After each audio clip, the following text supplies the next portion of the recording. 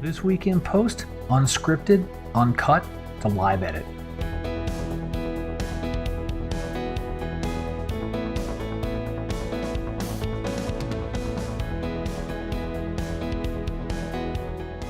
Hey everybody, I'm Scott Davenport. Welcome to In Post. Before I get into today's live edit, I want to get your questions about post-processing. And leave them in the comments below the video. Contact me directly through my website. However you're comfortable sending me over your question, I'd love to hear from you. I'll get you an answer usually within a day or two. And your questions really do feed the idea engine behind this show. So I really would like to get that interaction. So please don't be shy. Send them on in. And we'll go from there, all right? So today, it's a live edit, right? Live in air quotes. And so what I'm going to be doing here is working on a photo that I've never worked on before. And we're going to take it from beginning to end. You'll get to see really the raw thought process behind why I decided to do something. I'll just verbalize that along the way. There'll probably be some wrong turns, and maybe we'll emerge with a good photo, maybe not. But at the end of it, I think we'll have learned something, or at least I hope so. So let's dive into it here then. So what do we got? I stumbled across this photo kind of right at the beginnings of when I started to get really into digital photography again. This was maybe 6 or so years ago. Obviously, we're in Paris, and I think I was on top of the Arc de Triomphe. I'm going to guess this is like the Champs-Élysées, and I'm probably butchering that pronunciation. But what do I want to do with this image? A couple of things are running through my head. I need to straighten it a little bit. But I want to go in a kind of a desaturated type look and make this more of a more black and white, really amp up the contrast and the punch, make this some of the like the cityscapes or city scenes that I really like looking at, which are kind of an older feel. But I'm going to start in Lightroom and really just do some basics here. So let me get the crop tool up here, R for the crop. Let's rotate this a little bit just so that tower is straight up. That's great. And I think I'll also pull in from the bottom a little bit because there's a little bit of the scaffolding here. I mean, that's just a fact of life when you're shooting anywhere in Europe. These buildings are gorgeous and beautiful, but they need to be maintained. All right, so that's good for our crop. Let's get into our basics and white balance. Let's see what auto looks like. That I'm not quite too keen on that. Let's somewhere in the middle. Let's bring some coolness back in. The foreground looked pretty good, but the blue in the sky got lost. And we can do some things with graduated filters too. Might start with that. Okay, exposure looks pretty good. Let's just take a peek at the whites. We'll bring that up. We should probably see some clipping. Back that off. Same thing for blacks. That should be down at the bottom there. Yep, sure. Open the shadows a little bit just for that foreground, but not too much. I really don't need the bottom part of that cityscape to be highlighted that much. This is really going to be a shot about the tower. Let's bring our highlights back some, so we're getting some of that definition in the clouds. It's already a lot better. Seeing a lot of these nicer details here. That's cool. There's some haze at the horizon. So what I'm looking at now is I'm thinking about some of the haze that's off on the horizon. The tower itself seems to feel a little bit hazy. I don't mind the backdrop, but not so much the tower. We'll increase clarity, so we get some crispness around the edges of the buildings and so forth. Let's revisit that shadow slider. So we start to add in contrast. Well, contrast does what? It pushes shadows darker and makes highlights brighter, and sometimes I'll revisit my shadows adjustments. Now, I mentioned I'm going to be going probably in a black and white or a black and white-ish direction. So why am I playing with vibrance? I'm going to make the photo the best color photo that I can to begin with. And then I'll start playing in the black and white space. And so that's really why I'm starting to look at saturation and vibrance. And actually, I can press the V key in Lightroom. And notice these trees are nice and dark, right? Because they're quite a vibrant green. And they get nice and dark with switching over into black and white. All right. Now, I think what... let's see, what else do I want to do here in Lightroom? I'm already thinking about taking this into another program. And in particular, I've been playing with a filter in Luminar. I think it's in the street category. That has this really nice looking desaturated look. I think will look pretty nice for this photo. But before we go there, let's try to bring this sky back into a little bit more play here. I'll grab a graduated filter. Let me just preload with probably lowering the temperature a little bit. getting some of the blues back in there, and maybe a bit of dehaze. And let's just start there and drag that onto here. Okay, that blue is horrible. We're gonna have to get rid of that. That's terrible. That's way horrible. Actually, let's just zero it out. And the dehaze is helping. Let's see what that looks like before and after. That in and of itself, I think, is enough. I think the one other thing I'll do is play with the shadows. Now, if I deepen the shadows, that should just be on the tower, because that's really the part that's underneath that graduated filter up in the sky there. That's pretty good. We'll bring it down a little farther so I can get more of the tower itself in there. But I'm going to back it off. Take that brush and use the erase mode. I don't need auto mask for this, but just so that I can keep some of the haze on kind of the edges of the city out there. So the tower is going to stand out a little more. I know that's a sloppy-ish painted mask, but that's okay. Yeah, I'm not trying to be painstakingly perfect here. Sweep through there, sweep through. Actually, let's do this so we can see exactly what's happening there. And that way I can at least get everything from the skyline, the edge of the sky on down, and keep it remotely close to the Eiffel Tower there. All right, something like that looks good. All right, we'll do that. We'll close that. I think now I'm going to take this over into Luminar and try out that preset I was talking about. We'll rejoin you there. All right, so I've got this over into Luminar. I'm going to pop open the presets and take a look for that that one I was talking about. I think it's in the street category.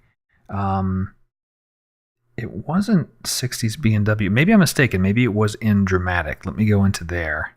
And oh, here it is. This dramatic grungy. Now, the grunge part's probably gonna be something I need to back off. Let me tap that and let this load while I'm talking here. But I like the desaturated feel of it. And yeah, the grunge is certainly, or the contrast. It's very punchy, a little bit too much. So I'm gonna go into the filters here and see what we got going on here. Okay, this thing, dramatic structure. Let's start by turning that off and see what that does. All right, that's already better. Okay, so no structure, maybe just some structure. And let's see what we got there. Maybe even less than that, because the clouds I don't want to get too punchy. Let's see that before, after. That's pretty good. Okay, now dramatic. What's that doing for me?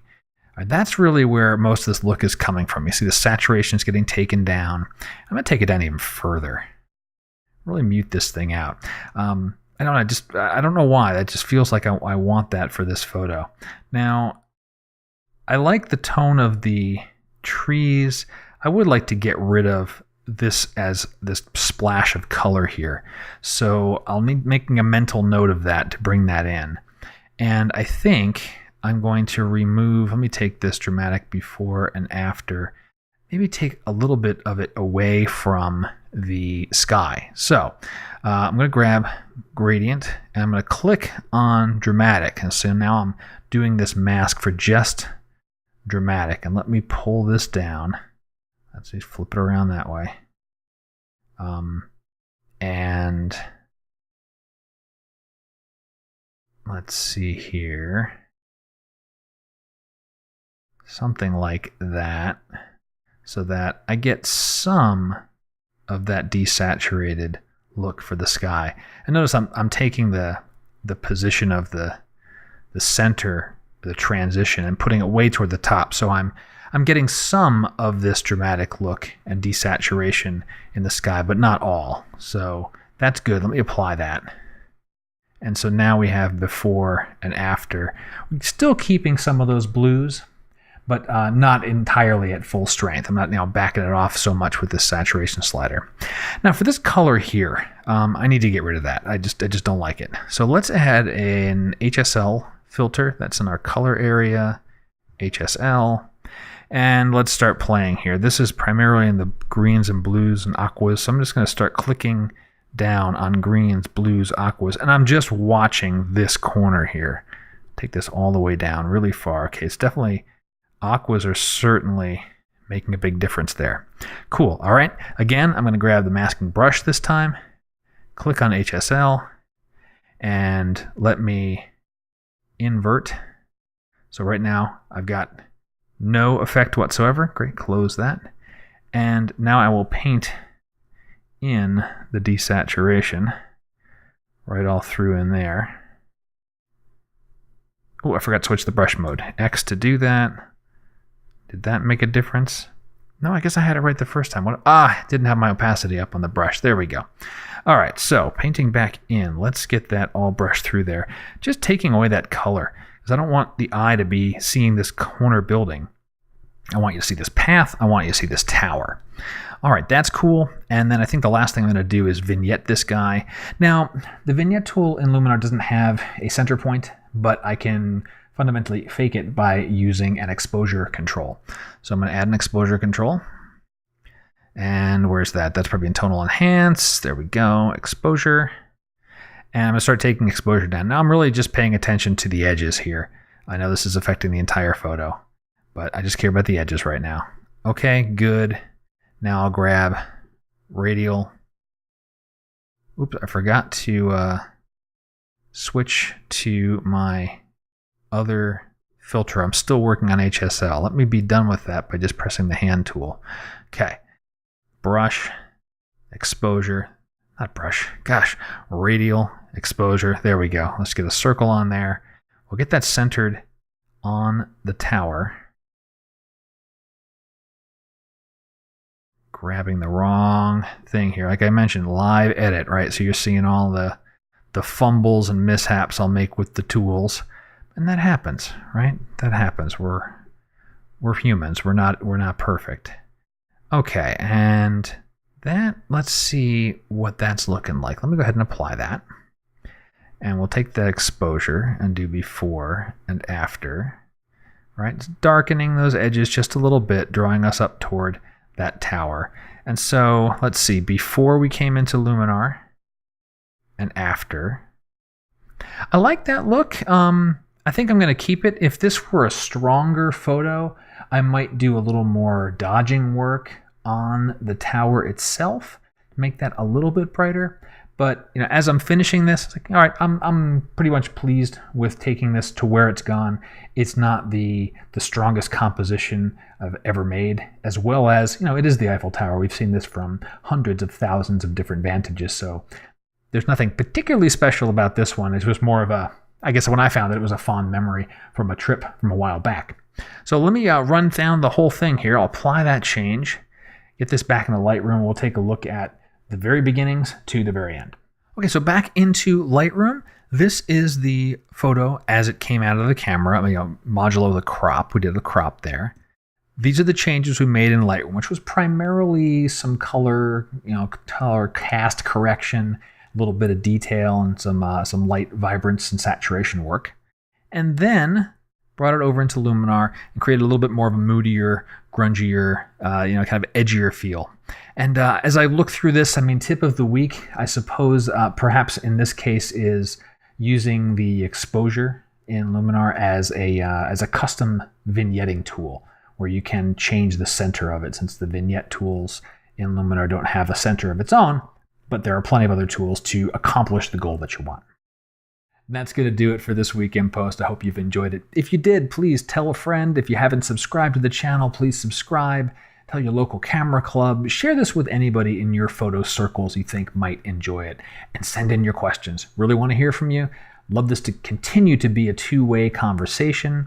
And I can't stress it enough. Your questions are so meaningful. They make me think about my photography. And hopefully my answers are helping you with your photography. And we both get better together. Well, until next time, my name's Scott Davenport, and happy shooting.